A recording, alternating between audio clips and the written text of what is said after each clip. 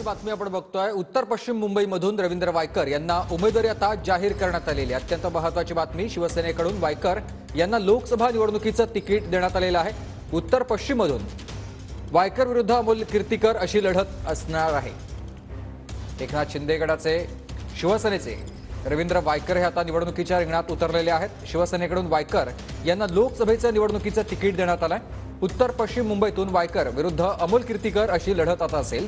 गिरीश गायकवाड माझे सहकारी आपल्याला याविषयी अधिक माहिती देतात। गिरीश, नक्कीच आपण पाहतोय की या ठिकाणी आता अधिकृत उमेदवारी जी आहे ती रवींद्र वायकर यांना जाहीर करण्यात आलेली आहे आणि शिवसेनेकडून ही अधिकृत उमेदवारीचं जे पत्र आहे ते सुद्धा जाहीर झालेलं आहे। आणि आता रवींद्र वायकर यांना उमेदवारी मिळाल्यानंतर उत्तर पश्चिम या ठिकाणाहून ते लोकसभेची निवडणूक लढवणार आहेत। आपण पाहतोय की त्यांचा काही दिवसांपूर्वीच पक्षप्रवेश झाला होता।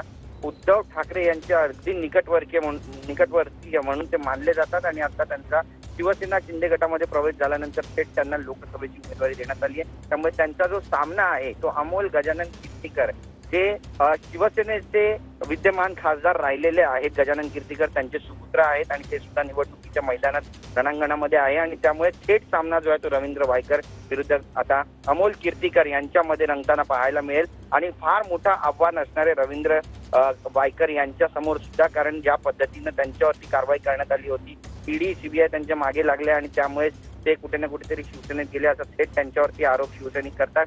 आणि त्यामुळे आता नेमकी भूमिका त्यांची कशी असणार आहे, मतदारांपर्यंत ते कशा पद्धतीनं पोहोचणार हे पाहणं अत्यंत महत्त्वाचं ठरणार आहे। आपण पाहिलं तर जोगेश्वरी आणि तो जो भाग आहे या संपूर्ण पट्ट्यामध्ये मराठा मतदार जे आहेत, शिवसेनेचे जे पारंपरिक मतदार आहेत ते फार मोठ्या संख्येमध्ये आहेत। आणि जोगेश्वरी जिथून रवींद्र वायकर हे स्वतः आमदार राहिलेले आहेत, आमदार आहेत, त्या ठिकाणाहून त्यांना फार मोठ्या मताधिक्याने शिवसैनिकांनी विधानसभेमध्ये पोहोचवलेलं होतं आणि हेच शिवसैनिक आता लोकसभेमध्ये रवींद्र वायकर यांना पोहोचवणार आहेत का हे पाहणं सुद्धा तितकंच महत्त्वाचं ठरणार आहे। ज्यावेळी रवींद्र वायकर यांनी प्रवेश घेतला होता तेव्हा त्यांनी एक गोष्ट सांगितली होती की विकासाच्या कामासाठी, जनतेच्या विकासासाठी, लोकांची प्रश्न मार्गी लागावीत यासाठी आपण शिवसेनेमध्ये अधिकृतरित्या प्रवेश केलेला आहे। आणि त्यासोबतच काही लेटर सुद्धा त्यांनी मुख्यमंत्री एकनाथ शिंदे यांच्याकडे सुपूर्द केले होते आणि या कामांचा पाठपुरावा करण्यासाठी, जनतेच्या हितासाठी आणि जनतेच्या फायद्यासाठी आपण शिवसेनेमध्ये आलो असं सुद्धा त्यांनी स्पष्ट केलं होतं। आणि त्यामुळे हे सगळे मुद्दे घेऊन, विकासाच्या कामाचे मुद्दे घेऊन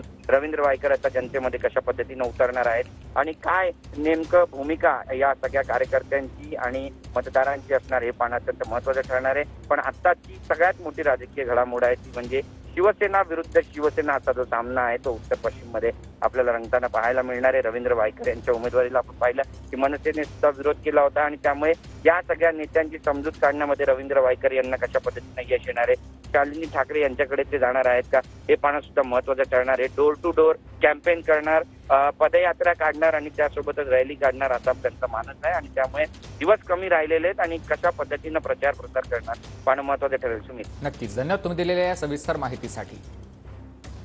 तर शिवसेनेकडून आपण बघतोय रवींद्र वायकर यांना अखेर आता उमेदवारी देण्यात आलेली आहे। उत्तर पश्चिम मधून रवींद्र वायकर हे शिवसेनेचे आता अधिकृत उमेदवार असणार आहेत। त्यामुळेच या मतदारसंघामध्ये गजानन कीर्तीकर यांचे चिरंजीव म्हणजेच अमोल कीर्तीकर यांच्या विरोधात कीर्तीकरांच्या विरोधात रवींद्र वायकर असा हा सामना असेल।